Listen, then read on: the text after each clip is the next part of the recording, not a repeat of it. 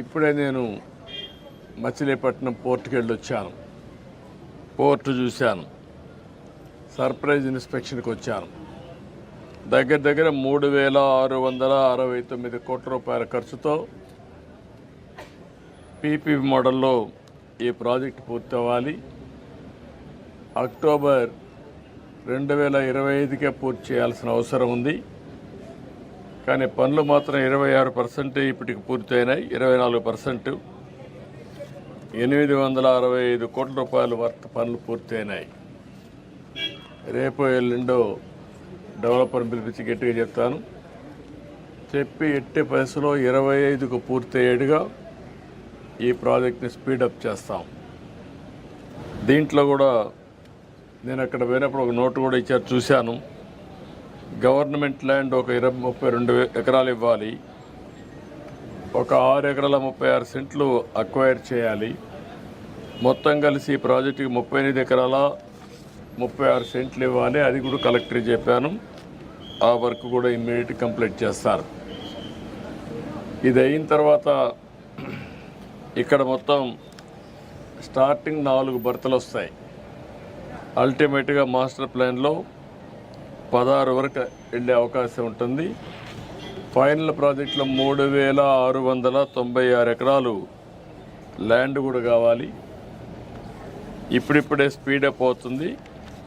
దీన్ని పూర్తిగా ఇంకా స్పీడప్ చేసి మళ్ళీ ఈ ప్రాజెక్టు పూర్తయితే మచిలీపట్నానికి ఒక అభివృద్ధికి దోహదం చేసే అవకాశం వస్తుంది. రెండోది కూడా ఇది రాజధాని పోర్ట్. ఇది అమరావతికి దగ్గరుండే పోర్టు.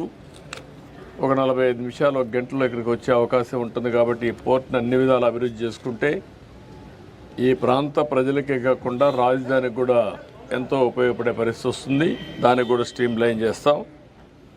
ఎక్స్టర్నల్ రోడ్స్ కానీ, అదే మరి ఇక్కడ కావాల్సినటువంటి పోలీస్ ట్రైనింగ్ సెంటర్లో స్ట్రీమ్ లైన్ చేయడం కానీ, వాటర్ సప్లై కానీ, ఇవన్నీ కూడా కొన్ని పెండింగ్ ఉన్నాయి. రెండోది ఇసుక కూడా కొరత ఉందని చెప్పారు. అవి కూడా ఇప్పుడు నేను కలెక్టర్ గారికి ఆదేశాలు ఇస్తున్నా.